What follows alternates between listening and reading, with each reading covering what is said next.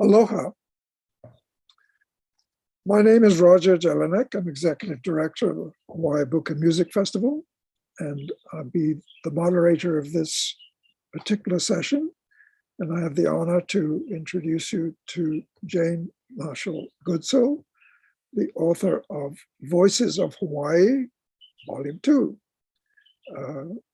Volume 1 we featured last year, and I believe it was a pretty successful book. It's published by a local publisher, Watermark. And so let's go. Jane, tell us why you did a second volume. Well, my gig is to take interviews of people.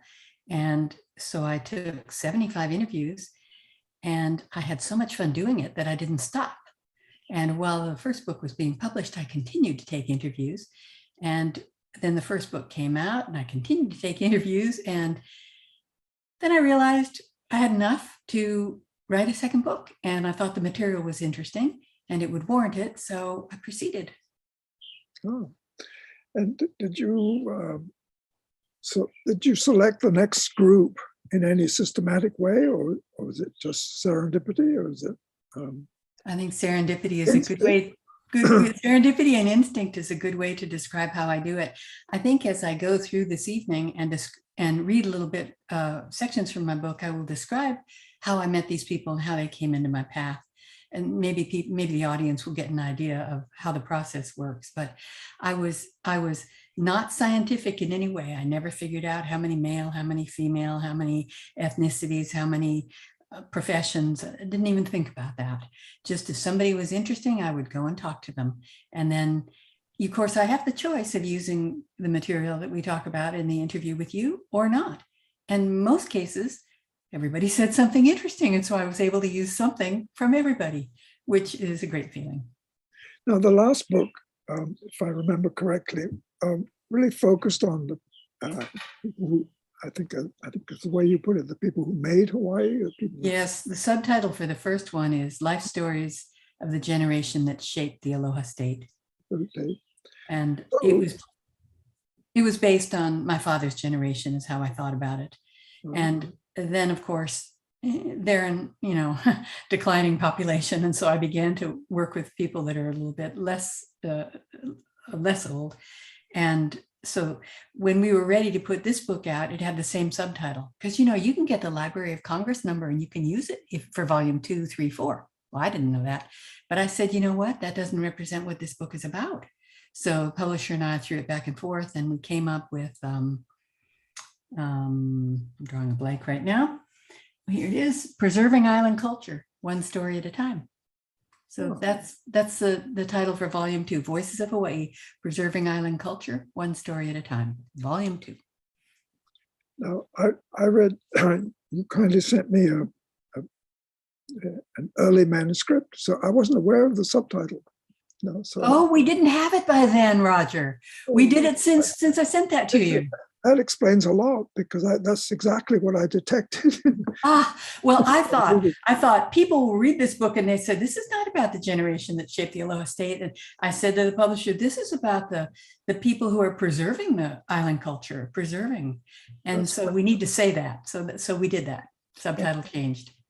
Well, how about introducing us to that theme by reading one of the stories you have, one of the shapers. I'd love to. I'd like to introduce you to Pomai Ha'oli Toledo, who I knew about as a Facebook friend. And she posted the most spectacular picture of her riding as the queen of the 2018 Oahu King Kamehameha Celebration Floral Parade, what I always knew as the King Kamehameha Parade. And I thought, wouldn't it be fun to talk to somebody who'd actually done that and learn the inside story? So she and I got together, and Colin, you can put the first picture up if you will. Here's a picture of Pomai and I talking, and she is on the horse and holding with the right hand and waving with the left. So she says, the queen is responsible for designing the flower lei worn by all the riders. Oh, and by the way, my specialty is not Hawaiian, so should I pronounce something incorrectly, please forgive me. I'm an oral historian, not a Hawaiian linguist. So the queen is responsible for designing the flower lei worn by all the riders, kokua, who are the helpers, who shovel the you-know-what, and the horses. Same is true for the colors and the styles of the ensembles. You can dress your own court, which means coming up with a style and purchasing your own fabric, or you can borrow a previously worn pa'u skirt that has been kept in storage by the King Kamehameha Celebration Commission.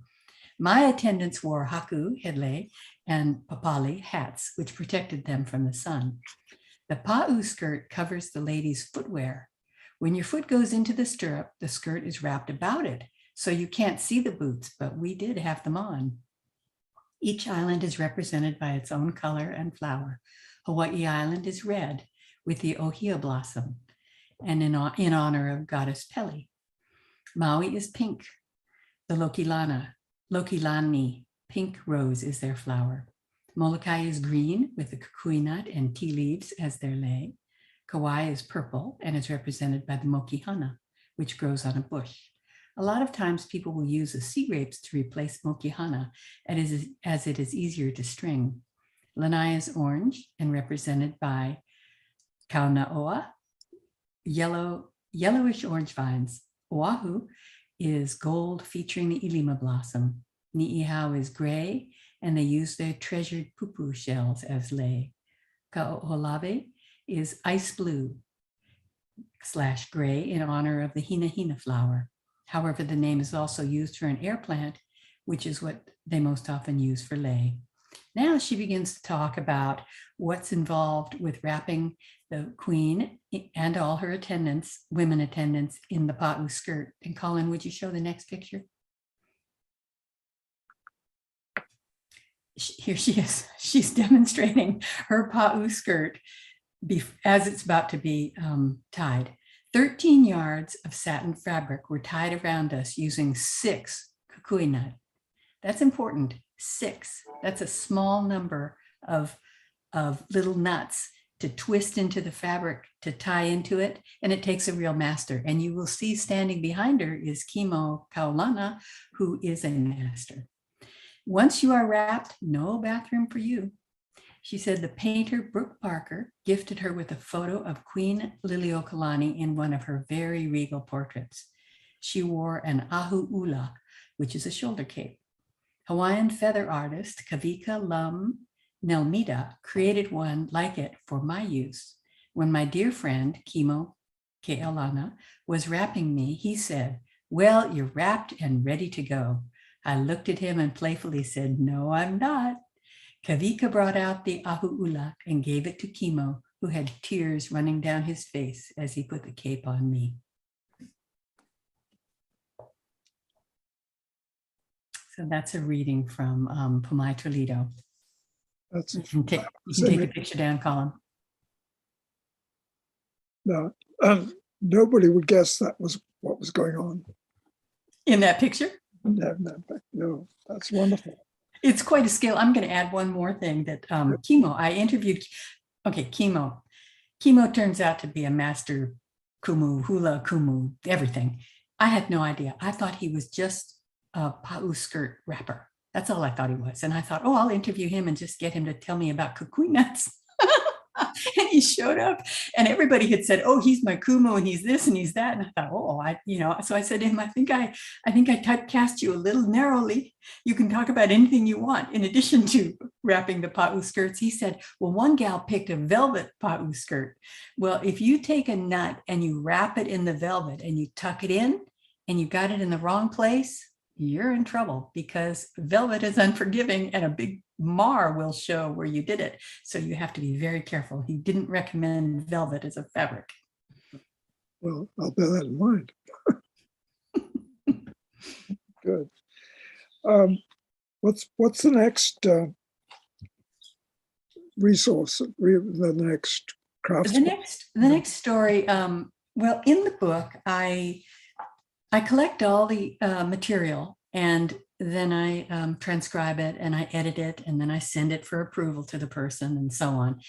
And so I have all these gems, and then I have to figure out what am I going to do with them and how am I going to put them in a structure in the book that makes sense to the reader. So I came up in the first book with Voices of Hawaii, and every chapter begins with Voices of. So in this one, I was Voices of Families, Voices of Riders. And this reading I'm going to do for you is from Voices of Ancient Crafts. And the craftsperson is a Lahala weaver. And I will sometimes say to people, we all know about Lahala because we've seen it all our lives, but I say, do you actually know what's involved with weaving? And everyone says no. So this is what happened when I talked to Ku'uipo Kalahiki Morales. I went up to Volcano for a week to do some, oh, there's a picture of her, and she's wearing a hat she wove with the hat band. She probably made the hat band as well. And she was a beautiful hula dancer. That day she got up and started dancing to the music. It was sensational. So she said, I gather lauhala, pandanus leaves, by picking what's on the ground, maybe 10 leaves. I take them home, clean them, label them, and put them in a pile. When I go back the next week, I find more leaves under that tree. I add to the pile until I have enough to make my desired product. With hat making, it is my practice to collect and weave colors however they come off the tree. Therefore, my hats aren't always one color. I weave each one according to what God gives me from the tree. When people say they want it to be perfectly uniform, I say, this is not a hat from Walmart. I am doing this by hand. She says, most weavers are so hungry to weave that they want to pick the leaves and start weaving that very day. The kumu used to tell us, you young people are in such a hurry. You should let the leaves relax. Pick it, clean it, and roll it into kuka'a, big rolls. Put it on the shelf and leave it alone. Go back to it a few months later and weave your hats when the leaf has relaxed. If you pick it off the tree and start weaving immediately, it's going to fight you. The natural oils in the leaves account for the longevity of items made with lahala, which can last generations. I tell people, at least once a month, put oil on it. Put a little bit of oil, any kind of oil, on a rag and massage it in. This is a natural fiber. It lives. Thank you. Just read off the categories you have in the book, just to give. Okay. I'd love to. The whole thing. The first one is Voices of Families. The second one is Voices of Riders, and I put the Pa'u riders. I interviewed several of them, so I put their stories in there. Voices of Forests and Gardens. Voices of Flowers. Voices of Ancient Crafts. Voices of Hawaiian Warriors. Voices of Soldiers. Voices of Waikiki. Voices of Hospitality. Voices of the Ocean. Voices of Artisans. Voices of Luthiers, that's one of my favorites. And the audience needs to know that Roger helped pick some of the selections that I'm reading tonight. And I'm going to want to ask you why you picked some of them. For example, in a minute, I'm going to ask you why you picked that Lahala one. Let me go on. Voices of Achievement, Voices of Wisdom, and Voices of Treasures. So why did the one of Lahala appeal to you, Roger? I was intrigued by the craft, and also I was really taken by the idea of letting the lahala relax. Letting it relax. And another thing she said that I meant to put in there was that she will make a hat and she will wear it and people will fall in love with it and they will buy it right off her head. She said that happens all the time. And the other thing she said is, I don't really make a hat for anyone in particular. I just make it, and then the particular person who's supposed to have it will come along and they can't live without it. And it needs to be some passion because these hats are very expensive. That was my next question, is what do they sell for? Well, they can go up to $275, maybe more, maybe less, but they take one. I interviewed another craftsman who does a lot of crafts, including he had learned from Ku'uipo how to weave hats. And he said a hat can take 20 hours to weave, and that doesn't even count all the collection and preparation time. No, I've seen the Made in Hawaii festival. They're quite pricey. No. Yes, I probably have underpriced them, but I don't really know. That's just a price somebody told me. I suspect. What are some of the other crafts that you interviewed? Oh, well, this was so much fun, and it just fell into my lap. Falls into the serendipity. One of them was an ancient Hawaiian feather worker. His name is Rick San Nicolas, and he's from Hawaii, and he is Hawaiian. And for financial reasons, his family moved to the mainland when he was 13 because they couldn't afford to live in Hawaii. And he began as an adult to do this feather crafting, and now he does full-length cloaks and half-length cloaks and the helmets that the warriors would wear and lei. And people say to him all the time, "You're living in California. Why should we respect your product? And, you know, how can you be Hawaiian?" He says, "How can I not be Hawaiian? And why aren't you doing this in Hawaii?" And he teaches me. So anyway, feather crafting. And then the next one is the lahala. And then I had a fascinating interview with Rowan Hufford, who makes kapa cloth from a piece of wake, which is it's kind of a weed or a tree this big. And the process was fascinating. I had no idea. You look at kapa cloth and you can't imagine how it came. Actually, I was quite tempted to select that one. Can we do that anyway? Can you read from that? I can maybe do it later. You know, since I don't have the book, Roger, I'd have to rifle through all my pages to get it. So it would be time consuming. Yes. So maybe, but people can read it in the book, right? Let's give them something to look forward to. You just flashed a fascinating image. What's that? There was the luthier. Oh yeah, Voices of Luthiers. Okay, let me start this by saying that Barton Potter is a personal friend of mine. I've known him since I was in about, oh, look at that. That is a 6-foot diameter piece of koa. And Bart is a tonewood producer. I didn't even know what a tonewood producer is, even though I've known Bart since I was a baby. So I went out and did a long interview with him, and I was wowed. So I will tell you some of the things he told me. He said, after graduating from college in 1974, I found work apprenticing at the guitar and lute workshop on Pete Koi. I built one ukulele that year, and this is it. He picks it up. I interviewed 3 luthiers. They all had guitars or ukuleles in their laps as they spoke. That was fun to me. And they occasionally stop and strum them. So Bart picks up the ukulele, strums it a little bit. It's beautiful. He says, George Gilmore provided me with some pretty sketchy wood for this ukulele, wood benefiting a novice, wood you would never put into a commissioned instrument. The koa back and sides are flat sawn and show more sapwood than is conventional, and the top is made of a rejected spruce guitar top.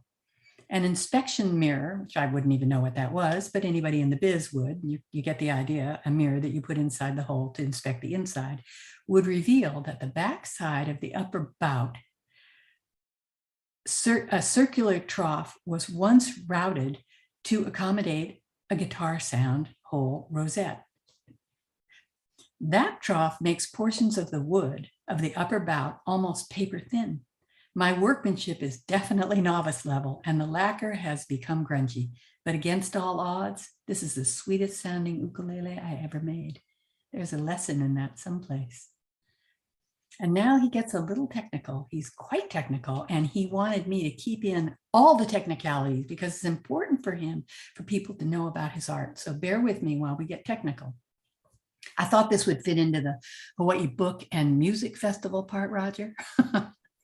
The primary objective in making a stringed instrument is to create a box that projects maximum sound and vibrates as freely as possible without collapsing from the tension of the strings. Of course, it must also be easy to play, and the scale and intonation have to be true. Success in achieving these goals has to do with selection and preparation of the wood, and with the bracing, shape, and internal volume of the box. Success also has everything to do with the luthier's experience and acquired and innate sensibilities. And I'm going to add something here. I had never done 3 interviews with 3 people in the same profession, but I interviewed 3 luthiers just by happenstance. Bart, because I knew him. And then I interviewed Dave Gomes. Bart makes the wood that the luthier uses to create the instrument. Gomes makes the instruments. And then I interviewed Killen Reese, who is also a luthier and makes instruments, but has begun to discover some magic in the history of Hawaiian musical instruments. And he's working on that now, sharing that history with the world.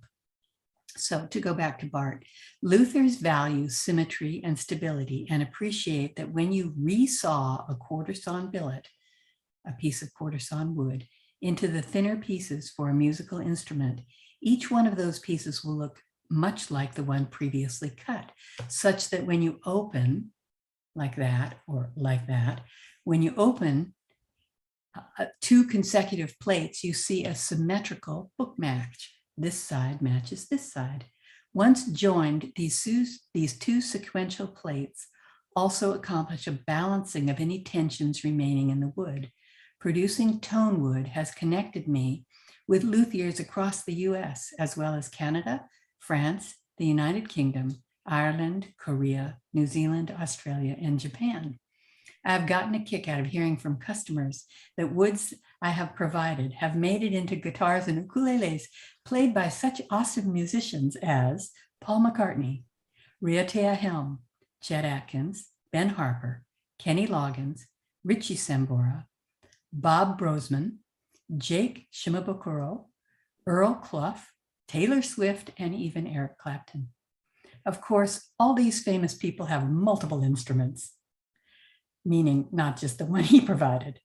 Of course, he says, beyond the ego boost I get from having my wood in the hands of distinguished players, I draw great satisfaction from knowing the woods I have prepared go into beautiful, enchanting instruments, so they may become vehicles of inspiration for lesser sung musicians and poets to express themselves and provide us with music, solace, and message. That's lovely. You happen to know if he cut that down originally or whether it fell by itself? That huge. I think, you know, he told me the story of many pieces of wood. And he told me the story of this one, and it's probably in the book, but I can't remember offhand whether this had fallen or whether he was called to cut it. He lived up on Tantalus, and many times a tree would fall in the road and it would need to be removed so traffic could go by, and then he would be the recipient of the wood.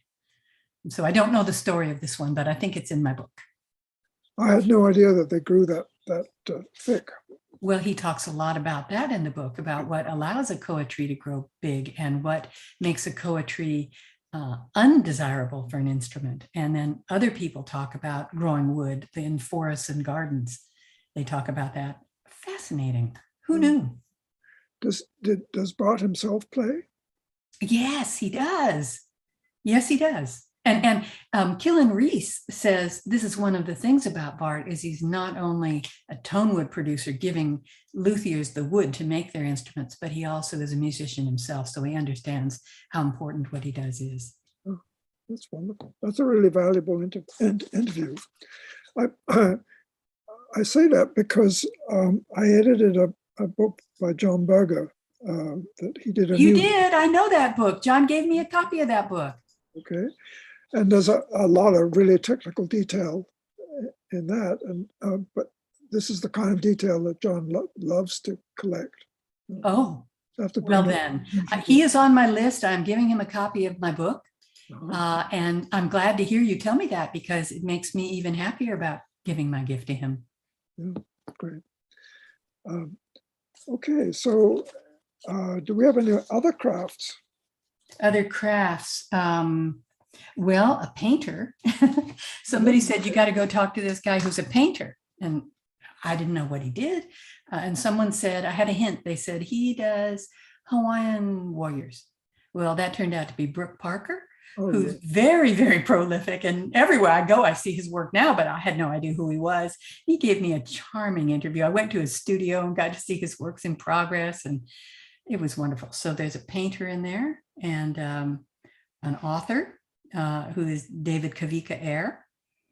And I guess, and then a lot of entertainers and a lot of furniture. I got a furniture maker And of course, there's David Young, who does almost everything. He does lahala weaving, and he does carving, and he does gourds, and he makes ropes by hand. I mean, if I had known all these things existed, I might not have had to write the book. So it's good in some ways to be ignorant, because you're so fascinated, you can't help but share it, right? Hoping that other people don't know either, and you can illuminate them. I don't remember if I selected a Brooke Parker piece. No. No, I didn't. Well, I probably should have. He and Kavika have both been at the book festival several times. No. Yes. No. Yeah, they're both very prolific and very entertaining, right? We have a chat here, and it's from Ingrid, and I can't see it off. I saw it a moment ago. Here it is. My old friend Bart. My old friend Bart. And then she said Bart plays by ear, or at least used to, rather than reading music. And every time I've seen him, he's playing by ear.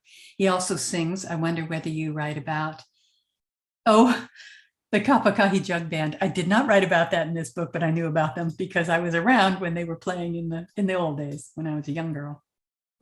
Yeah. Thanks, Ingrid. So should we go on to Milton? Yes. Please put up a picture of Milton, Colin. The one in the middle is Milton, and the one on the left is Danny Kalakini. And I'm not sure the one on the right is. It might be Milton's sister. If somebody knows, will they write us, please?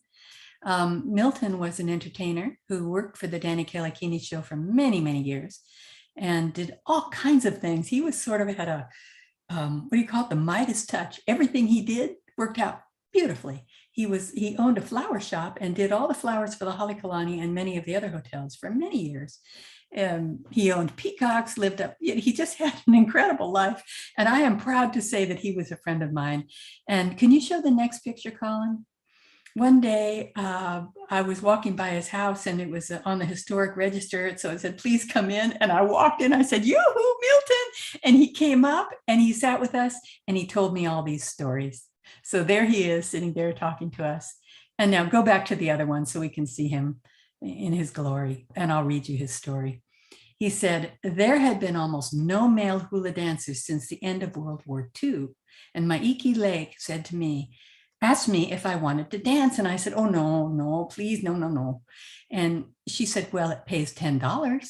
And Milton had a way of telling a story, and I'll try and do his inflections. Well, it pays $10. He says, do you know how much $10 was worth back then? That was big bucks. So I said, okay. Everybody in my family, he whispers, everybody in my family went to sleep at 8:30, and I snuck up the trail and nobody knew. About a month later, Maiki said, we have a 3-month contract at the Niamalo Hotel on the site of today's Hilton Hawaiian Village. I'm still in high school, and I'm thinking, how am I going to do 2 shows at the Niamalo Hotel, come home, rest, go to school, and go to swim practice? But I did it. But now the 3rd night of the show, my neighbors came to the show and recognized me. The next morning, the ladies come over for coffee and gossip with my mother. Quote, I didn't know brother was dancing, unquote. What, the mother says? The neighbor says, I saw him on stage. He wouldn't talk to me. He just took off. After school, when my mom and dad confronted me, I said, I'm dancing at the Niamalo Hotel and I'm making $35 a week.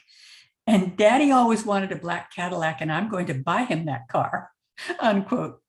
I finished my 2 months and I never stopped. He never stopped dancing. He went around the world dancing hula. And he says, I did buy my daddy that Cadillac. He says, I had a solo act dancing kahiko, ancient and modern hula. I was the first person to dance the boy from Lapo Hoi Hoi. Can you just imagine that? He was about 16. I wore a lava around my waist, and I had the light guy put a pink gel over the lights, which made my skin look flawless. When I got through, I had them dim the lights. They could only use them for me, not for the girls. I had a more beautiful complexion than the girls. They would tell me Toonie. They called me Toonie. Stop that. We want the same lights. We want to look flawless. I said, too bad, girls. On May 18, 2016, I was honored by Outrigger Hotels as the first professional male dancer in Waikiki. I am also the only living person who danced with 2 court dancers from Liliuokalani's court. They were 85 and I was 18. Ina Napier Mossman was one, and the other was Auntie Jenny Wilson. And Roger, I'm curious why you thought that would be a good thing to read. Well, it's fascinating because if you go to the Merry Monarch now or watch it on television, which I do religiously, it's unimaginable without male hula dances. I mean, Yes. it's and of course, historically, there was a time when only males danced hula. Yes.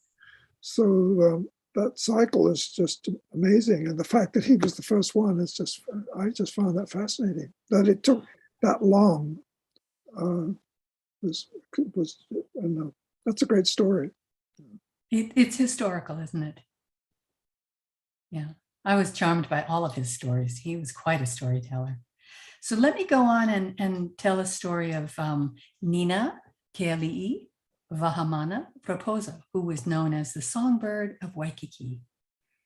This is in the, there she is with her family, and I believe she's standing up in the back in the green mu'umu, but I'm not sure. If I'm wrong, somebody please correct me. I believe her sister Lonnie is in the red mu, then maybe her mother, and then the rest of the family. So she got to, I talked to Nina, and she was a very retiring person. She did not really want to talk about her own life story. I had to do my Jane magic in order to get her to open up and tell her story. And at the end of her telling her story, we were both crying. It was so beautiful. And she went to school to become an executive secretary. And that she did. She became executive secretary for Chin Ho, who worked at the Ilikai Hotel and developed the Ilikai. She was there throughout all those years. And then I meet John Berger, and he gives me his book, the one you edited, Roger. And I'm looking up Nina, and she shows up all over the place. And I say to her, how is it possible that you were developing the Ilikai, but you're also showing up in all the music anthology, this anthology of all musicians in Hawaii? She said, well, I did sing, but really being a professional executive director was my real pride and joy in the world. So here's what she said about Jack DeMello. Jack DeMello was an absolute genius. He heard the music in his mind. He didn't need to sit at a piano and score. He'd scored just as he was thinking and hearing it. Once he conducted a 40-piece orchestra in the RCA studios in Hollywood with a pencil. He was only 5 feet 4 inches tall, but he was bigger than life. His brain was all music. Everything about him was genius. In the late 50s, early 60s, Kamokila Campbell produced several albums featuring his beautiful orchestrations arranged by his magnificent singers for her Legends of Hawaii albums, which were recorded on her Kamakila Record Company label. She also produced several other albums, and she lists them. In the 1960s, Ala Moana Center and its parent companies, Hawaiian Land Development and Dillingham Corporation, presented a series of albums entitled The Music of Hawaii, for which Jack arranged and conducted the music. He was highly respected by fellow musicians, arrangers, and entertainers. His studio musicians were some of the top name musicians of the time. Barney Kessel on guitar, Shelly Mann on drums. I couldn't believe it when I saw these fabulous musicians doing union jobs. Famous musicians had to live too. They had to eat. They didn't have gigs every night, so when a recording opportunity came up, they'd jump on it. I was thrilled when Jack called me and said, I'm going to be putting some music with vocals. This led to our first recording in 1961 at the RCA studios in Hollywood, and 2 more recordings in London at the Decca Recording Studio from this young girl from Hawaii, executive secretary, right? She said, amazing experiences. I performed at Carnegie Hall 4 times as part of a Hawaiian show. Japanese promoters were responsible for 3 of the Carnegie Hall appearances, which also featured Makaha San's, Ho'okena, Danny Kelekini, and many Japanese hula halau. The Japanese producers knew how to promote and took very good care of the Hawaiians. It was a win-win situation. In 1988, I performed for the Royal Hawaiian Band at Carnegie Hall. I also began taking convention singing jobs and traveling to Japan to perform the beloved music of Hawaii Calls. This life was a dream come true for me. That's lovely. He was extraordinary.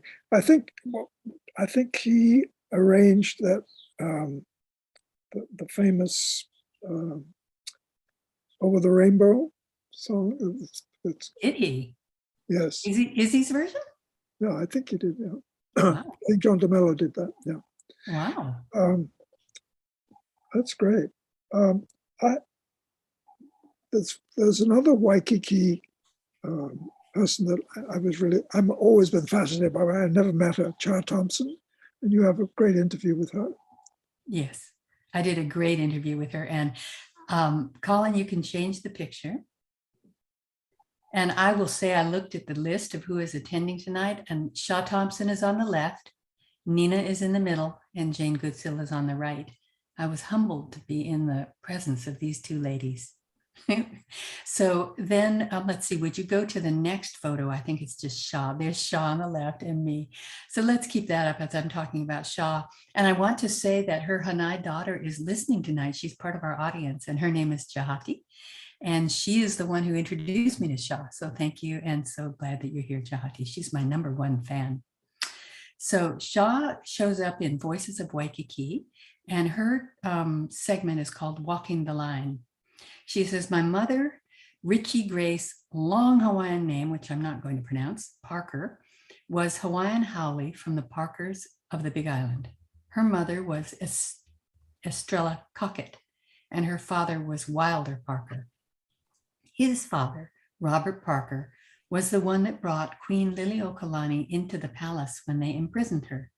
Some of the white ancestors felt he was smart to do that, while some Hawaiian ancestors felt he was a traitor. The Parkers are split to this day on that issue, which somehow seems significant in my life story. We were the poor Parkers. My relative, Richard Smart, was very creative and theatrical. Years ago, the company that she and her husband started, which is named Tihati Productions, produced South Pacific at the House of Janus. Richard knew I was one of the producers, and he knew of my Parker heritage. I introduced myself and said my mother was a Parker, Mokihana, and her father was Wilder. I'm telling you, he stared right through me. I heard through the grapevine that there were many Parkers, some who tried to see if they could get Parker land or wealth. I wasn't interested in that. I would build my own kingdom, so to speak. Kind of gives me chills. She says, I stand smack dab in the middle of those who truly dislike tourism and those who make their living from tourism. Hawaiians attacked me early in my career. They called us tourist Hawaiians, meaning we geared our show toward the tourist. By doing so, we were somehow betraying the Hawaiian culture. I felt I was sharing my heritage, not betraying it. And if I made money doing it, all the better. The most successful show in Waikiki in 1982 was Tavana's. He had 50 employees or so. He got crosswise with the management of the Moana Hotel, and left in a huff. I guess he thought that without him, the hotel would suffer. But this is not how that business works. The hotel cannot allow the show to remain closed for even 1 or 2 nights. They'd lose too much money. My husband, Jack, and I showed up at the Moana to negotiate with the manager, Nick Bahouth. Bahouth. Sitting with his feet up on the bookcase, he said, we went to your show and it was not quite as good as we have now, but I might consider ... My husband was offended. He threw our proposal down and said, well, you call us if you want us, and left. But I did not leave. I sat there. He gave me a few more put downs, like your costumes look old and the sound system sucks and your MC has a mediocre voice. Shaw at this point jumps up and says, Joe Recca had the best voice in the state at that time. However, she said, I sat there and ate it. The next morning, the phone rang and we got the job to do the Moana Hotel Polynesian Review for 1 year. We ended up there for 5 years. I tell my husband, Jack, still today, my pake, Chinese, my pake blood is why we got that contract. You, the one who is supposed to be so patient and all that, left. I am the one who got the Moana contract. And that was the most money we ever made. And Jack says, but he talked to us like we were 2 coconuts. And I said, it took fortitude to stay. And she ends by saying, as I said, I stand smack dab in the middle. I am sometimes accused, you like the Hawai'i. I reply indignantly, I am half Hawai'i. My grandpa was Hawai'i. And how am I supposed to respond to those who insist? Cha is pure Hawaiian. She gonna come with us. I refuse to do what someone else tells me to do with my business. My belief is, quote, be proud of where we came from, but rise above it, unquote. That's great. That's just a part of a long interview. All of it's fascinating. I had trouble selecting something manageable, but anyway. I will say you did a very good job with your selections, and I was so relieved that you chose them, because if you had said pick 10 parts of the book that you like and read sections, it's like picking which child I like best. And so it was very lovely for you to offer what you thought were some interesting parts. I figured I was not going to get anywhere if I asked you to do the selecting. I could have done it, Roger. I could have done it, but I was very grateful that you did it. Would have taken a long time anyway. A couple of very different selections coming up. One of Henry Kaiser. Yes. Fascinating. Yes. Everybody knows who he is, but not really. And I was just in his house the other day. Were you? Colin, you can change the picture, by the way. You can go to no picture. It's quite astonishing. How are people able to go into his house? No, this is for a conference we were having about a potential sponsor. Yeah. Wonderful. Yeah. Well, so a very good friend of mine from high school, Willie Lum, said, you should go talk to Tim Yee. I say, okay, I don't even know who Tim Yee is. I call him up, I show up at his house, knock, knock. His wife invites me in. They're so friendly. He sits and tells me his story. I had no idea. He said, I was the vice president and general manager of Hawai'i Kai. Well, by the way, he went to Punahou as a young boy. Then he went to Harvard. But anyway, I was vice president and general manager of Hawai'i Kai, which we built from scratch. The land was owned by the Bishop Estate and held in leasehold. We went through some legislation to change that. I hired the best people we could find, like Larry Tribe from Harvard Law School. We went to court, and the result was that the Bishop Estate sold the property, which became fee simple. In the first book, I have several people talking about this property out in Hawai'i Kai. One of them is Chris Kramer, who runs the fish ponds at Maunalua. And the other was Dan Case. Jim Case, who talked about changing the Bishop Estate fee simple laws. Anyway, that's in the first book. I'll go on. At that time, the end of the line was Kaimaki. The trustees of the Bishop Estate, meaning no traffic went beyond Kaimaki, nobody was out there. The trustees of the Bishop Estate challenged Kaiser to develop Hawai'i Kai. I asked Mr. Kaiser, why did you take this project on? And he said nobody else wanted to do it. He liked the challenge. Hawai'i Kai was developed as a residential, commercial, and shopping area, a concept ahead of its time. When he got the land, it was underdeveloped. In the summertime, it was a dry pond. In the winter, it was a foot or two of water. Kalanianiole Highway was the only road. Every day, we had to get our dredging equipment operational at 3 a.m.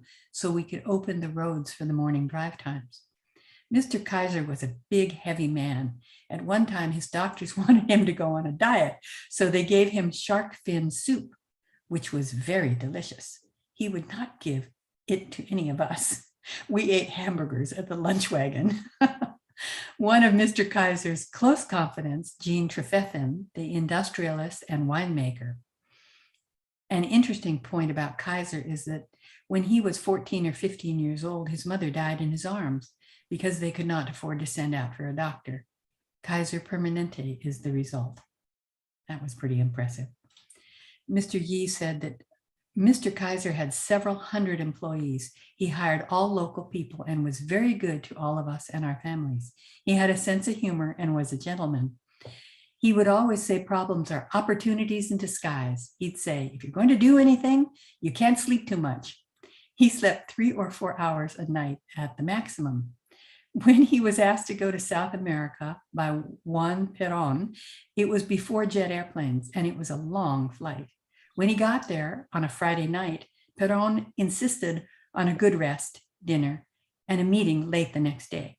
Kaiser declared, "I came here to work, and if you're not ready to work, I'm leaving," unquote. So tell me why you chose that one, Roger. Well, I'm just fascinated by Kaiser as a person, as a entrepreneur, and just his. I was just curious to know more about what his personality was like. I mean, he must have been a kind of a human bulldozer. I think he probably was a human bulldozer. I was in my real life before I became an oral historian is I was a psychotherapist. So I'm not afraid to ask people difficult questions or sensitive questions, talk about being, a bulldozer. And so I said to Mr. Yi, how was it that he hired a Chinese man to be his executive vice president and develop this whole thing for him? And he said he didn't have any prejudice as far as that went. He wanted people who were going to work hard, and I was going to work hard, and I had a good education, and he hired me for that. And I thought, wow, that's awesome. Yeah. I used to live up there, so I was so I have a kind of kinship to Henry Kaiser, because a lot of people. Well, it's still under development, it's still growing. In fact, I think it's gotten too big. To me, it looks like Southern California. But we might say that of all of Hawaii, but yeah, I'm not supposed to have opinions on things. I just am a collector of stories. When you think that he was building ships, he built this health system, and he built Hawai'i, and he built tanks for the war, automobiles, biggest hotel, in the Kaiser automobile, aluminum. Yeah, he did it all. Yeah, absolutely astonishing.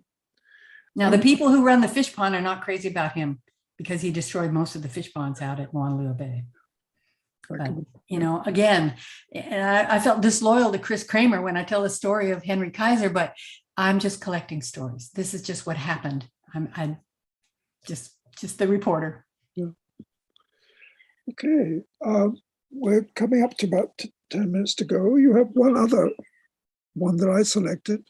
I was found particularly interesting, which is Rick Matsuda. Yes. And I did not know that he did the job, who he was, or the job that he's doing, but both extraordinary. Yes, his father was head of the Department of Transportation in Hawaii for 10 years, and then he became the president of University of Hawaii for 10 years, and he had quite a career. And he had his sons. He has two sons that I know. One was my colleague in high school, and the other is Rich, the younger brother. So here's the story about Rich. Rich Matsuda, chief of operations at the W.M. Keck Observatory, had been on my calendar to interview for about 6 months. Rich knew me because I'd interviewed his father for the first volume of Voices of Hawaii. My goal was not to discuss the controversy relating to building a 30-meter telescope on top of Mauna Kea. Rather, I wanted to talk to him about the logistics of running an international telescope, how to get the parts up the mountain, how they were maintained, what engineering was involved in creating such an instrument. The headline in the local papers on the day we were supposed to meet in July 2019 read, quote, "Activists block road in protest over Hawaii telescope location," unquote. Rich called and apologetically suggested we reschedule as he was, quote, "in charge of deciding who went up and down the mountain that morning," which is a big job in the middle of a protest. And I said, well, of course we'll reschedule. By the time we rescheduled in 2021, his entire world had changed. Please note that it is not my intention to give a full accounting of all the issues involved on the mountain. Rather, it is my intent to show how one man's life has been altered as a result of being awed by the process. And forgive me if I get emotional. This brings up a lot of emotion in me. So Rich says, one thing I had to grapple with is that so many of us in Hawaii, including my family, were involved in the colonization of Hawaii. There was no ill intent. My Japanese ancestors were seeking a better life. But colonization had very negative impacts on Native Hawaiians. When Western disease killed off so many Hawaiians and workers were needed for the sugar industry, Asians were brought to Hawaii to do this work. They became citizens, and many in my dad's generation fought in World War II. When they came back, they felt they had proved they were American and sought to be part of the system. To that end, they went to college on the GI Bill and became involved in politics and business. Even though I am Kama'aina, child of the land, born in Hawaii, it is a hard pill to swallow that over the course of 140 years that my family has been in Hawaii, people like me statistically fare better than Native Hawaiians in their own ancestral homelands. It's complicated. The Hawaiian community does not all speak with one voice. The broader community is divided over Mauna Kea. People say unfair and often untrue things about each other. People are dug in, and there is not a lot of listening going on. My purpose in life has changed from building cool engineering things to being the middle of this disconnect. The topic is huge, important, emotional, triggering, and involves very high stakes. It goes beyond astronomy and speaks to how we view Hawaii and how we move forward as a society. Bridging the gaps is now what I dream about and what I wake up thinking about. Playing even the small role I do means so much to me. I believe in Hawaii, we understand the value of relationships and families. We fight over important stuff and sometimes stupid stuff, but at the end of the day, with aloha at the core, we can make it through. Even if we don't agree, as long as we're taking into account each other's needs and respecting each other, I think we can move ahead together. I don't have to share the same beliefs as you, but I can understand what is really important to you and respect that. One of the Hawaiian kupuna asked me how much longer we need the telescopes. We keep hearing about space telescopes. Maybe a time will come when we don't need telescopes on Mauna Kea and the struggle can stop. Meanwhile, we should try to minimize our human footprint on Mauna Kea out of respect to the Hawaiian culture. The observatories are just visitors. As to the telescopes that are already built, we should get the very best science we can from them while they are there, and also resolve to remove them when they no longer serve. We should incorporate cultural protocols to show our respect and raise our understanding. We should go above and beyond because it is the Pono thing to do. And this is not just any mountain.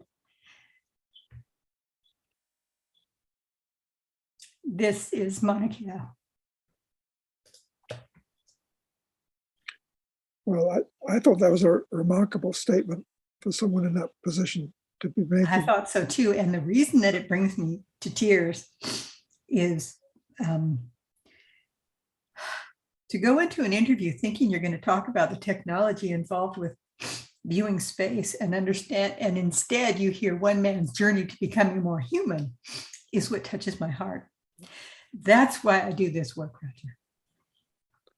Coincidentally, just yesterday evening, we had a panel with the chief scientist of the Keck telescope and another major scientist at NASA on the question of why do we need both ground and space telescopes. And they made, by the time we were finished, it was pretty obvious that the two are absolutely complementary, and the space telescope can do some things very well that you cannot do on the ground, and the ground telescopes can do many absolutely essential things, including providing the agenda for the space telescopes. But what was notable was that the chief scientist, John O'Mara, expressed exactly the same sentiment on this issue, that they are absolutely serious and dedicated, and it wasn't just rhetoric. They felt very strongly that you have to get rid of the telescopes that are not really necessary. You have to maintain as low a profile as possible. They're doing, on an engineering front, they're doing as much as they can so that the machinery that's required, the technology that's required, doesn't need enormous buildings. You know? Yes. But I was really impressed by how serious they were about meeting the moment. This goes back. I was impressed that Keck Observatory hires somebody who's an engineer who no longer does engineering. He's full-time working on social issues. That's fascinating. Yeah. Pretty amazing. Well, You know, we have one question that I'd like to answer before we finish. May I? please do. Ingrid Peterson asked, did you ask about Kaiser painting his trucks pink? And I did, because we always had a joke in my family. We'd be driving along and we'd say, Papa, what is Kaiser's favorite color? We all knew the answer because of the pink trucks that were everywhere. And so I asked about that.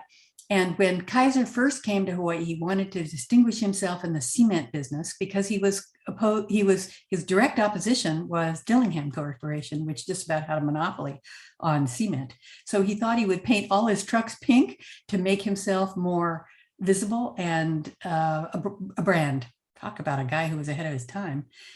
Eventually, a CEO decided that maybe the cost balance of painting everything pink wasn't worth the cost, so they stopped doing it. But that's the answer. Yeah, that's great. We've come to the end of the readings I selected. Are there any others that you might want to come to mind? I thought we were out of time. How are we doing on time? I don't have my clock. There it is. You've got about 4 minutes. Oh, 4 minutes. If not, I have a question for you. Yes. When's the next book coming? Oh, I don't know. I'd like to ask you your opinion. Does 2 books of this extent in research in 3 years seem like a fast pace or a slow pace to you? Oh, very fast. Yeah, me too. So I don't think I can do it again in 2 years, but maybe 3. Well, and it depends on my energy. What's the rush? Well, maybe the rush is time. Time is going by. Am I going to have, there are 3 parts to this. One is collecting the data. One is taking these transcripts and making them into gems. And the third one is promoting it. You think, when I get older, I'm going to want to do that? I don't know. Well, if you've written a book, I suspect the answer is yes. Yeah. It's been a lot of fun. Do talk some more about the process, because I don't think people understand what's involved with oral history, with writing it up. It's not just a transcription. Right. One thing, it's great to get terrific interviews, but then what? Right. Well, also there's an art to getting a terrific interview, as you know, because you are an interviewer. You have to follow the thread that is interesting and get them to go deeper and deeper. And that takes a certain skill set. Then you transcribe it, and there's so much data in there. And I would go through, and I remember when my spidey sense was ignited in each interview, when Shaw was talking about doing that negotiation and our husband left and she stayed, I went, that's going to be a moment. So I usually know during the interview what the moments are that really have an impact on me. And then I take those like a little gemstone and I polish them and I put light on them and I make them beautiful. Then I send them to the person and say, how do you like it? And they almost always say, I like it. And they have a few changes. Then, since I don't know anything about Hawaiian and I'm publishing a book for a Hawaiian population, I have to get all the diacriticals right. How am I going to do that? So it turns out my friend and yours, Kavika Air, turned out to be the wind beneath my wings. He did his own diacriticals in his own interview and enjoyed it. He said, would you like me to do any others for you? I said, yes, but I can't ask you to do the whole book. So do 4 more and see if you like it. Well, he loved it. He did every diacritical and copy editing in my entire manuscript. Oh, tears running down my face. No, he's a gem. He's a gem. Oh, that's great. Yeah. Well, we're about to run out of time. I have 2 pitches to make. Well, after I thank you very much for Roger, providing a really wonderful hour. One pitch is on Sunday. We have a related program, 3 panels on memoirs. The first panel in the at 2 o'clock is with I think his name is Kauser.